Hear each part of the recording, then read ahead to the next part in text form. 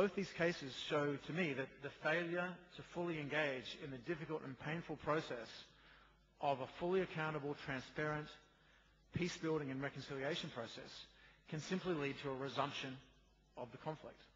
And that is independent of how effectively the military forces conduct their part of the operation. The actions that Sri Lanka has taken since the end of the conflict in May 2009, I think, are very impressive and very encouraging. As we've already talked about today, more than 280,000 internally displaced persons have been released or resettled. Over 30 high security zones have been demobilized, allowing over 3,000 families to return home. Development and reintegration programs also seem to be in full swing. The DDR program has made impressive progress, and the Joint Plan for Assistance to the Northern Province looks set to bring economic development and investment to Jaffna and the surrounding areas. But challenges still lie ahead. This is a long-term process. IDPs still require basic necessities and state services, and there are still 15,000 Tamils living in refugee camps. 70,000 refugees are still in Tamil Nadu. The resolution of that situation will have a huge impact on future reintegration processes. And again, there are many examples of the way that reintegration of refugees and displaced persons affects the conduct and the process of a peace process. The JPA focuses primarily on economic investment and on development for the North in an attempt to return to a state of normalcy. Economic development can be a key aspect of counterinsurgency. Indeed, it almost always is a key aspect of counterinsurgency. But in my experience, in 7 counterinsurgency campaigns, by itself, prosperity does very little to address the drivers of conflict. A return to normalcy is important for the health and safety of the Tamil population, but it was the normal condition of Tamils living in Sri Lanka that led in part to the rise of the Tigers in the first place. So if we want to repeat the conflict that we've just seen, going back to normal is a good way to do that. Reconciliation needs to go past what used to be normal to a new definition of normal that's more inclusive. Now, it's very easy to stand here and talk about political reconciliation, but of course carrying it out on the ground is extremely difficult and is a long, drawn-out process. Paul Collier, who's a World Bank economist, has found that countries affected by conflict are much less likely to return to violence if they engage in an all-encompassing peace and reconciliation process. Countries that don't, more often than not, go back to civil war within 10 years. Unfortunately, the best practices for those kinds of processes can be unclear, and they need a very long-term investment of resources and effort. It's impossible to artificially accelerate the resolution of complex economic, social, and political problems. Given that context, I'd like to provide some thoughts on the ways in which governments can be effective in addressing the needs of their local population. One essential area in which we can help ensure long-term peace is the way in which the government carries out reconstruction and redevelopment.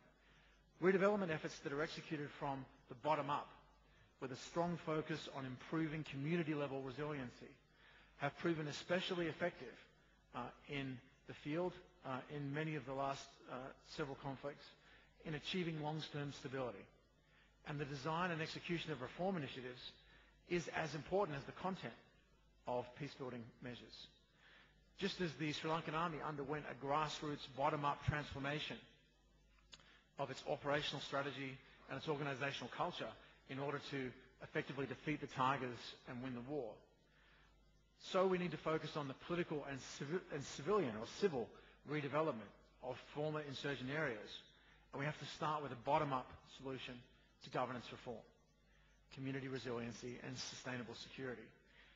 Community-focused reintegration is especially effective in increasing the impact of DDR and redevelopment plans. There's a huge amount of evidence for that in the field research of the last decade or so. Institutionalization of governance at the local level to foster linkages between the government and communities is also vital. And I was particularly encouraged by what was said this morning about fully integrating and linking the economies of the North and South as a preventive measure to prevent the return to conflict. Finally, I'd argue that there needs to be some psychological rehabilitation. You're talking here about a population that's lived under a fall of intense terror and fear for an entire generation. That kind of fear and the psychological trauma that's involved in that doesn't just go away overnight. And it doesn't only affect individuals, it also affects the way a community deals with its own individuals within itself and the way it deals with other communities. So a form of psychological rehabilitation or psychological reconstruction needs to be part of an effective process. Now, I bring these points forward not because I think you're not doing them, but because I think that you are doing them. I think that the Lessons Learned and Reconciliation Commission provides a model of some of the things that we've talked about here. Provided that the Commission honestly and openly examines the events that took place from the breakdown of the ceasefire agreement to the end of hostilities in May of 2009, looking at the causes of the conflict in detail and thinking about ways to move forward on reconciliation, it's got a huge amount of potential to move towards meaningful peace for the future. And I was particularly happy to hear the statement recently by the Minister for External Affairs, Professor Peres, who was here earlier today, affirming the government's commitment to work towards a genuine reconciliation plan, working with all parties on a compromised devolution package. Those kinds of political measures are very important. It's not for me as an outsider to say what's right or what's wrong in the specific decisions that Sri Lankans have to make about those questions. But the fact that Sri Lanka is thinking about them is very encouraging as a sign of potential future for reconciliation.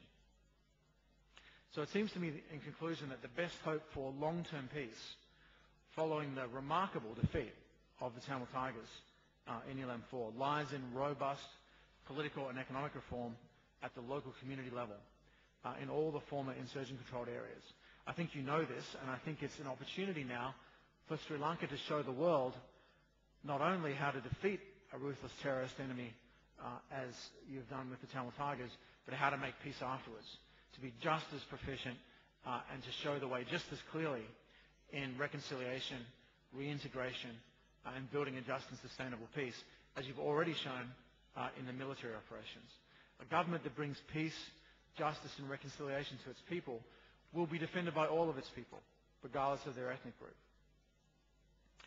Thank you again for the opportunity to be here today. I haven't shied away from raising some difficult political questions, and I hope you'll understand the importance that I certainly see is attached to engaging openly with international criticism while in no way minimizing Sri Lanka's achievement in destroying such a violent and ruthless group as the Tamil Tigers. The importance of seeking lasting peace through justice couldn't be more important at this point. I look forward to learning more from you both during the conference and later this week and into the weekend in the field. Thank you.